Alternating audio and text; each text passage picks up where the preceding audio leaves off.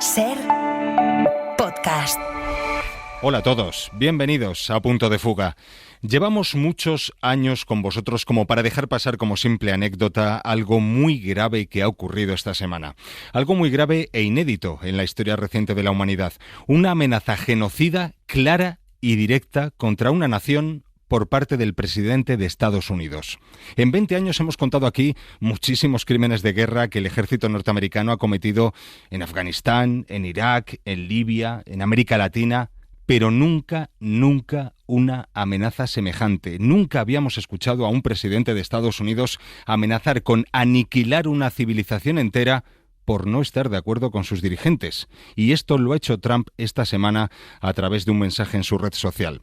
Al final y afortunadamente para la humanidad se ha demostrado que iba de farol, que esa amenaza forma parte de su estrategia negociadora y mafiosa de poner la pistola encima de la mesa para intimidar y conseguir lo que quiere, pero el mundo contuvo el aliento durante horas y se llegó incluso a especular con la posibilidad de un ataque con armas atómicas en Irán. ¿Se puede banalizar una amenaza así? ¿Lo puede hacer un presidente de Estados Unidos sin que nada se mueva para evitarlo? ¿A cuántos de los que nos estáis escuchando cada semana al otro lado os recorrió un escalofrío por la espalda al leer ese mensaje de Trump? En más de 20 años os hemos hablado y hemos escuchado suficientes historias de horror y terror en genocidios, el más reciente el de Gaza, como para pasar por alto algo así. Aquí no lo vamos a hacer.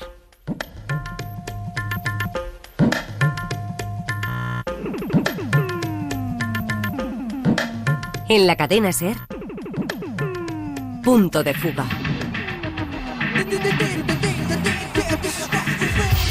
Con Pablo Morán. Por eso lo destacamos y escucharemos enseguida lo que tiene que decir al respecto una organización como Amnistía Internacional. Vamos a intentar saber qué demonios ha movido a Trump a declarar una tregua horas después de lanzar esa amenaza genocida. No hay lógica posible para entender a Trump, pero sí algunos aspectos importantes en todo esto que pueden explicar ese último giro. Y sobre todo, nos interesaremos por saber cómo están los iraníes, aquellos a los que Trump prometió ayudar, luego amenaza con aniquilarlos y que ahora de entrada tendrán que lidiar con un régimen herido, pero militarizado, más endurecido. Y todavía tendremos tiempo para contactar con Antonio Martín, que ya está en Budapest. Víctor Orbán, se la juega este domingo en las elecciones legislativas húngaras y la pregunta es si perderá el cargo 16 años después. Antonio ha hablado con algunos colectivos que han sufrido al primer ministro durante este tiempo. Empezamos. Mr. President, how would it not be a war crime to strike Iran's bridges and power plants? They kill protesters, they're animals. Los iraníes son animales, decía Trump esta semana a un periodista interesado en saber si al presidente le preocupaba o no incurrir en crímenes de guerra atacando infraestructuras civiles en Irán. Amenazas superadas después por ese mensaje genocida que lanzó horas después en su red social, avisando con que podía aniquilar a la civilización iraní entera si no abrían el estrecho de Hormuz. Esteban Beltrán es director general de Amnistía Internacional en España. Es simplemente revela un nivel sobrecogedor de crueldad y de desprecio por la vida humana inédito. Y además, a veces estas amenazas, aunque no cumplen con la totalidad de la amenaza, tienen un impacto y se convierten en crímenes de guerra. Bien, primero, amenazar a 90 millones de personas con hacerlo desaparecer puede constituir una amenaza de genocidio y puede constituir crímenes de guerra, como Amnistía Internacional ha documentado, de crímenes contra la humanidad. Porque además las amenazas del presidente Trump se han unido a una escalada de los ataques que hubo estadounidenses e israelíes contra infraestructuras civiles que aterrorizan a millones de personas, decenas de millones de personas penden de un hilo. Hemos visto cómo se han atacado infraestructuras civiles de centrales eléctricas, acerías, instalaciones petroquímicas, matando y hiriendo civiles y condenando a la población a años, incluso décadas, de incertidumbre y dificultades económicas.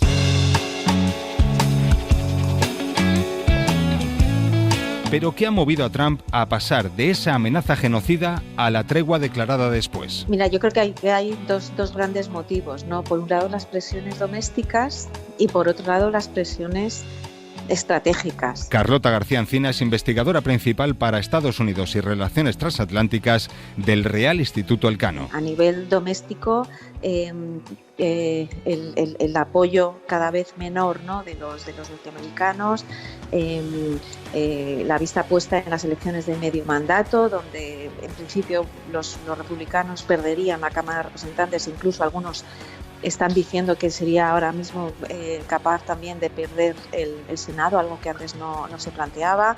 Descontento por la inflación, descontento por la subida de los precios del petróleo y descontento dentro de la propia base MAGA, ¿no?, y mucho apoyo republicano que obtuvo, ¿no?, en las elecciones del 2024, que están diciendo pero ¿qué es esto?, ¿no?, y por qué nos estamos metiendo en esta guerra donde cada vez parece más difícil salir, ¿no? Por otro lado están presiones estratégicas, es decir, la posición global de Estados Unidos en el mundo está bastante debilitada, por dos motivos. Está debilitada frente a los aliados que no están apoyando esta guerra, que no ven claridad en los objetivos, y luego también incluso la posición global de Estados Unidos frente al otro gran rival, que es China, ¿no? Se ha estado debilitando muchísimo, ¿no? Sabíamos que dentro de la propia administración había deseo de poner una pausa y venderlo de alguna manera a su electorado o a su país como una victoria. Mi tesis es que si no hubiera pasado lo de Venezuela, esa operación militar táctica, quirúrgica, brillante de capturar a Maduro, independientemente de todo lo demás, le envalentonó. Y él pensaba que podía llegar a Irán y hacer prácticamente lo mismo, o que realmente pensaba que en muy poquito tiempo, descabezando el régimen, podría forzarles de alguna manera a sentarse a negociar o acceder a determinadas cosas, y el cálculo que ellos tenían de un principio de cuál iba a ser el resultado es totalmente erróneo, ¿no? Y lo peor es que no había ni un plan B ni un plan C. Las críticas de sus bases, señalaba Carlota García Encina, ha sido uno de los motivos que ha movido a Trump a declarar esta pausa. Desde luego que han sido críticas duras y sin pelos en la lengua. Vamos a conectar con Nueva York con Nicolás Lupo. Hola Nico, ¿cómo estás? Hola, ¿qué tal, Pablo? Buenos días. Destacadas figuras del mundo MAGA han hablado claramente, ¿no? Sí, así es. De hecho, este conflicto con Irán es el segundo encontronazo importante de Trump con este ecosistema mediático de MAGA. The Joe Rogan Experience. Pero es cierto que este conflicto con Irán parece estar desgarrando este ecosistema como nunca antes. Y es que lo que llamamos la base MAGA está liderada por figuras mediáticas digitales que, a su vez, sirven como contrapeso a los medios de comunicación tradicionales, que Trump y su entorno ven como diametralmente opuestos a todo lo que hacen, a veces con razón, y otras muchas por una cuestión de pura lealtad. When you were running for president, right, and you got introduced as our friend Donald Trump. That's right. Whoopi Goldberg. En este entorno hay pocas figuras más relevantes que Joe Rogan. It just seems so insane based on what he ran on. I mean, this is why a lot of people feel betrayed, right? He ran on no more wars. Y es que la promesa de no más guerras fue un gran motor de apoyo a Trump entre muchas figuras de este entorno, y también una de las razones de movilización de muchos votantes. No solo son figuras como Rogan, que vienen de mundos tan eclécticos como las artes marciales o las finanzas, también hay periodistas que en su momento fueron relevantes en medios de comunicación más clásicos como Fox News,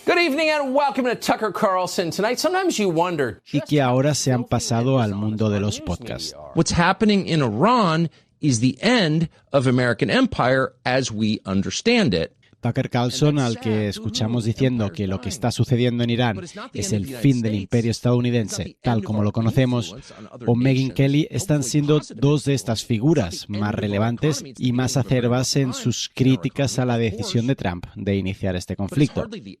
¿Y qué dice el presidente estadounidense? Se dedica a quitarles relevancia.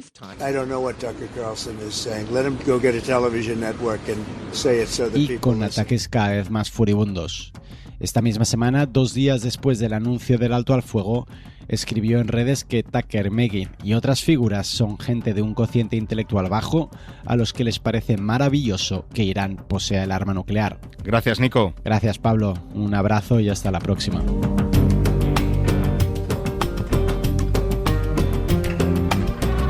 Y lo decíamos, lo más importante, ¿cómo están los iraníes después de un mes largo de bombardeos? ¿Se creen que la tregua vaya en serio? Estamos en contacto con Nazanin Armanian, que es escritora y politóloga iraní. Hola Nazanin, gracias por acompañarnos y por tu tiempo. Gracias a ti por invitarme. ¿Qué sabes de la gente que sigue dentro, Nazanin? ¿Cómo están pasando estos días en los que, bueno, en fin, lo estamos contando, Trump ha amenazado ni más ni menos con aniquilarles como civilización? Pues con mucho nerviosismo. A ver, hay que aclarar una cuestión muy importante para los oyentes. Que, por ejemplo, personas como yo, que soy exiliada, y somos muchos, al menos 10 millones de iraníes estamos exiliados desde la llegada de los ayatolás, una fuerza de extrema derecha teocrática a Irán. En Irán hay unos 90 millones de personas. Somos un país de los más antiguos del mundo, la cuna de la civilización. Para nosotros es verdad que hemos luchado mucho para derrocar a este régimen bárbaro desde hace muchos años, muchas décadas prácticamente. Lo que pasa, una cosa es querer derrocar a un régimen, otra cosa es que destruyan nuestro país, nuestra civilización. Esto sí que no lo vamos a admitir. Hasta personas como yo que llevamos muchos años en exilio, incluso aquí en España, por ejemplo, yo estoy amenazada a muerte por los ayatolás, por el embajador de Irán en España directamente. Pero una cosa es luchar contra un régimen, otra cosa es defender nuestra patria del imperialismo, del sionismo y de todas estas fuerzas que quieren sepultar no solo a miles de iraníes. Ya llevamos, al menos la cifra oficial dice que ha habido en un mes 3.000 iraníes asesinados bajo los bombardeos. Y no sabemos si la cifra es más y el régimen no lo revela para no asustar a la gente. Otra cosa es esto, no vamos a permitir que Estados Unidos, Israel, y ahora seguramente se van a apuntar a la batalla los países árabes del Golfo Pérsico, dañen lo que es nuestra civilización, nuestra tierra, a nuestra gente. No lo vamos a permitir. Sí, qué injusto, ¿no? Un pueblo como el iraní, después de soportar un régimen como este durante más de 4 décadas, de repente le llega un salvador como este. Digo salvador porque, claro, Nazanin, uno de los pretextos de Trump era ayudar a quienes protestaban contra el régimen. Claro, esto porque, a ver, Irán, como todas las sociedades del mundo, hay diferentes sectores sociales, diferentes clases.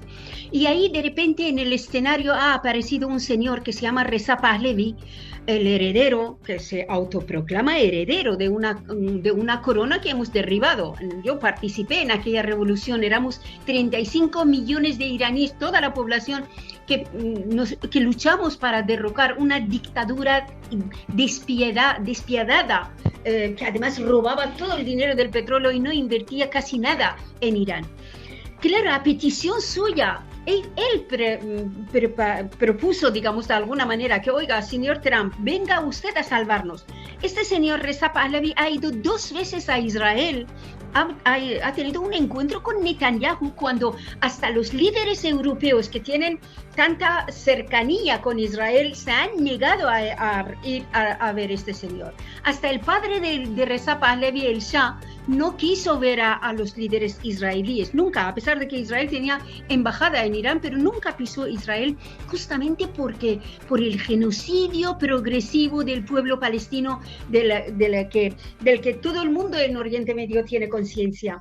Entonces ha pedido a Estados Unidos invadir Irán, atacar Irán para derrocar al régimen como si esto fuera fácil y llevarle a él al trono. Bueno, esto es una parte del relato, pero otro lado es que Estados Unidos ya tenía planes para atacar Irán desde que incluyó a Irán en el eje del mal en los años 80, 90, luego fue a por Irak, una de las principales reservas del petróleo del mundo, luego fue por Siria, por Libia e Irán. O sea, el ataque a Irán no solo obedece a este sector social de la oposición iraní, la oposición reaccionaria, sino a unos planes, proyectos de remodelación de Oriente Medio a beneficio de Estados Unidos en su lucha por la hegemonía mundial con China. Esto hay que tenerlo en cuenta. Por eso todos estos intentos de negociar un alto el fuego, yo creo que no tiene mucha salida. Me citabas a alguno de los instigadores de esta guerra y otro sin duda Netanyahu, ¿no? Que aprovecha todo esto para expandir sus fronteras hacia el norte, invadiendo el Líbano.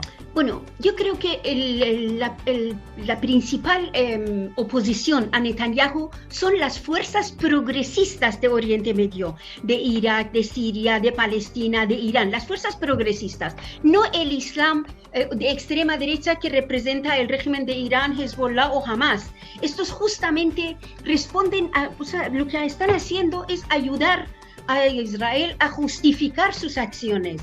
O sea, nosotros estamos en contra de que Irán, estas fuerzas en Oriente Medio intenten atacar Israel, desmantelar Israel. Esto no beneficia a los pueblos de la zona, porque no solo porque Israel es la potencia militar de la región y tiene bombas nucleares, también que hay que decirlo, es el único país que tiene bombas nucleares.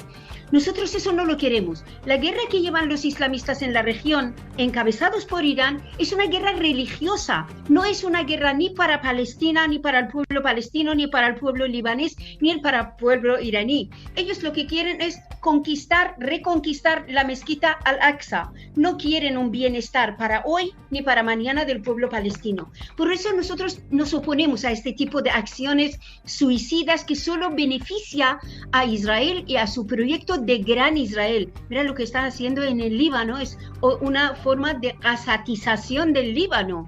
Y ahí, claro, hay que pararlo. Nosotros no queremos esto. Estamos en favor de diálogo, de negociación, de una convivencia pacífica. Esto es lo único que beneficia a los trabajadores, a los pueblos de la región, es la paz. A través de estas guerras religiosas no vamos a conseguir nada. Lo que hemos conseguido es la destrucción de Irak, de Libia, de Siria, de Palestina, del Líbano y ahora de Irán. Estamos en favor de que las fuerzas progresistas tomen la rienda y se conviertan otra vez, como en los años 70, 80, en las principales fuerzas protagonistas del escenario en Oriente Próximo. Hay otra interpretación, Nazanin, es la de que Trump tiene prisa por salir de Irán. Si esto ocurre, cuéntanos, ¿cómo deja Estados Unidos a Irán? ¿Cómo deja un régimen descabezado, pero también militarizado, lo decíamos, endurecido y también más controlador, ¿no?, de los opositores, de los que salen a la calle a protestar? Bueno, hay que distinguir entre Donald Trump y Estados Unidos. Estados Unidos, como el imperio occidental, que está en una lucha brutal por la hegemonía internacional con China y Rusia, en Oriente Próximo ha encontrado la zona donde puede, digamos, izar esta bandera, porque el Oriente Medio es donde China extrae prácticamente gran parte de su petróleo y también ha invertido miles de millones de dólares en el proyecto que ellos llaman la nueva ruta de la seda. China es perjudicada en esta guerra, una de las principales perjudicadas. Otra cosa es, o sea, Estados Unidos quiere controlar todo el Golfo Pérsico, no solo el Estrecho de Hormuz, todo el Golfo Pérsico para poder controlar a China. Esto es un proyecto que no depende de los presidentes de Estados Unidos, sino es un proyecto de Estados Unidos. Otra cosa es Donald Trump. Yo creo que los oyentes tienen que recordar una frase del canciller alemán en el mes de junio pasado, cuando Israel atacó a Irán. Dijo una frase mágica, dijo: Israel está haciendo el trabajo sucio que nosotros no hemos querido hacer. O sea, todos nosotros queríamos hacer desaparecer Irán, destruir Irán, pero claro, somos europeos, no podemos cometer este tipo de barbarie, pues mejor que lo haga el señor Netanyahu y nosotros miramos para otro lado. Entonces, el papel que se ha asignado a Donald Trump y a Netanyahu es justamente este trabajo sucio para hacer desaparecer no solo a Irán, sino a las fuerzas progresistas en toda la región, para que Donald Trump para luego seguramente quitar del medio a Donald Trump y Netanyahu. Pero ya el trabajo se habrá hecho. Irán se habrá convertido en un país débil, con las infraestructuras destruidas como ahora. Es que miren, lo que han hecho, por ejemplo, como dato, porque cuando decimos que Irán ha sido destruido, pues parece una cosa general. Solo con 2 ataques que hicieron a 2 siderúrgicas de Irán, 2 fábricas enormes de siderurgia de Irán, una es la mayor fábrica de Oriente Medio, se han quedado sin trabajo 400.000 iraníes, directa o indirectamente, que tenían vínculo con la producción de estas 2 fábricas.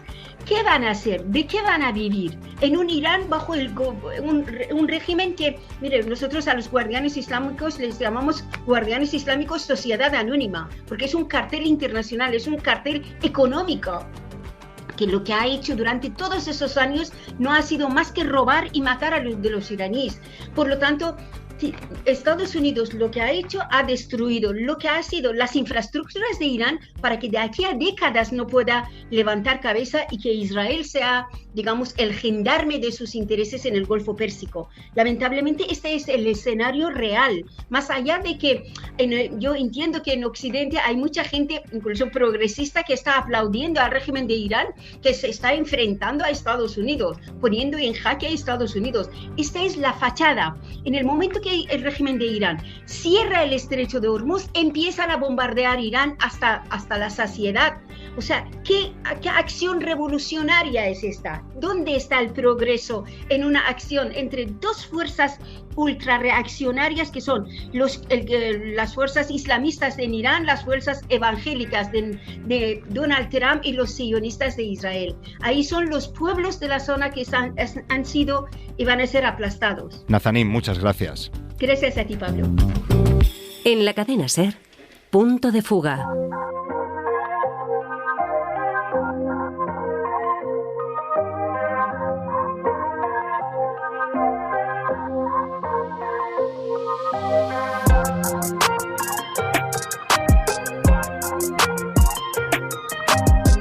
Hungría celebra elecciones este domingo y toda Europa está mirando porque por primera vez en 16 años todo apunta a que el ultraderechista Viktor Orbán puede perderlas. Eso implicaría no solo un cambio geopolítico en el seno de la Unión, sino también un cambio tremendo respecto a la situación de los derechos civiles y las libertades democráticas en ese país.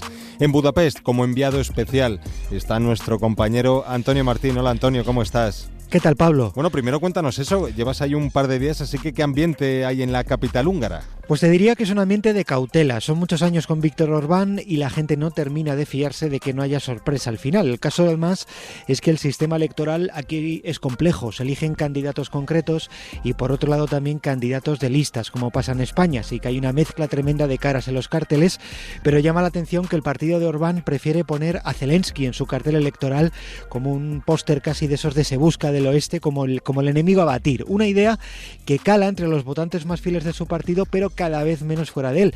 Por ejemplo, esto me ha contado el politólogo Marton Bene. Now 4 years into the war and many people are simply less afraid that Hungary could be dragged into it. Que la gente no está tan asustada, que Ucrania cada vez influye menos y que la ciudadanía no ve que la guerra le afecte tan directamente, como dice Viktor Orbán. Incluso nos dice que cada vez se toman menos en serio sus insultos grandilocuentes. Orbán, que ha cerrado campaña con mitin a la vieja usanza, con una gran bandera de Hungría de telón de fondo, el líder opositor Peter Magyar con un concierto con los artistas locales más conocidos aquí en Hungría. Así que veremos qué pasa, pero hay también una evidente diferencia en el ambiente, el tono entre ambos es un poco la batalla entre lo viejo, lo anticuado contra lo nuevo. Hay además, Antonio, sectores, lo decíamos, muy concretos de la población que van a ser clave para determinar y decantar la victoria o la derrota de Viktor Orbán, algunos perseguidos por su gobierno durante años. Sí, aquí nos dicen que hay 3 claves claras. El voto de los jóvenes, sobre todo de los menores de 30 años más o menos, que no han conocido otra cosa. Es el caso de Viraj, que nació en 2003. Nos ha contado que solo se imagina cómo era Hungría sin Orbán por lo que le cuenta su familia, pero que su generación, que no ha conocido otra cosa, lo ve ya como algo anticuado, desconectado de la realidad, y Orbán, por tanto, apenas ha logrado llegar en campaña a este grupo demográfico. Además, hay que sumar la persecución a opositores. Orbán ha ido impulsando leyes contra distintos grupos, como la comunidad LGTBIQ, que el año pasado, sin ir más lejos, apenas pudo celebrar el orgullo. No hay ninguna referencia visible en la calle, pero según nos ha contado Esther Polgari, de la organización Hatar, que es la más antigua del colectivo en este país, saben que las elecciones tienen la oportunidad de impulsar el cambio. So hate speech has been normalized. It's El discurso de odio está generalizado, nos ha dicho, sobre todo en zonas rurales y del interior de Hungría. Hay miedo a denunciar, falta cualquier tipo de educación en la diversidad en las escuelas. Nos decía Esther que un niño en este país llega a ser adulto sin haber oído hablar de una persona homosexual en su colegio o en su instituto, y según la zona de Hungría, pues tampoco en su casa. Hay más ejemplos, la cultura.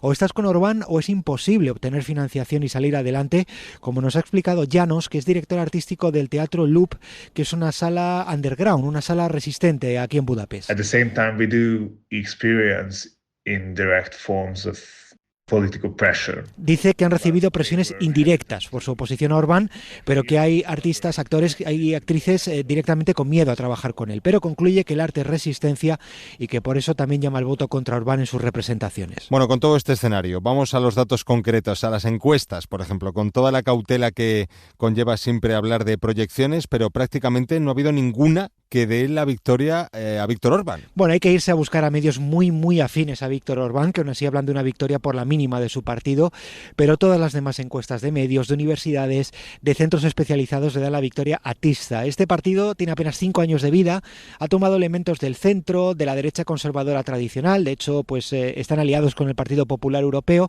pero ha logrado acercarse a los jóvenes, como decíamos, y también a la calle, y podrá echar a Orbán del poder. Volviendo al politólogo con el que ha hablado, a Marton Bene, nos cuenta que Magyar es el gran problema de Orbán porque llega más a la gente y a los problemas reales de este momento, que ese discurso contra Ucrania pues se ha quedado un poco anticuado. Por el sistema electoral húngaro, que es complejo, como decíamos, obliga además a tener un mínimo del 5% de los votos, es difícil que entren otras formaciones en el Parlamento. En ese límite del 5% podría estar otro partido de extrema derecha, más nacionalista incluso que Orbán, aunque parezca imposible, y la socialdemocracia, que realmente apenas tiene peso en Hungría en este momento. Antonio Martín, desde Budapest, te escuchamos estas próximas horas. Gracias. A ti, Pablo, un abrazo.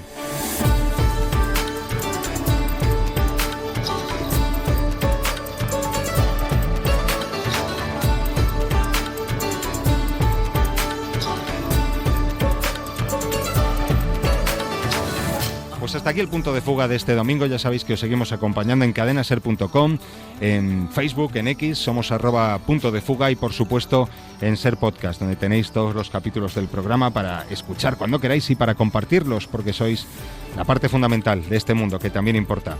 Hasta el domingo que viene. Adiós. Para no perderte ningún episodio, síguenos en la aplicación o la web de la SER, Podium Podcast o tu plataforma de audio favorita.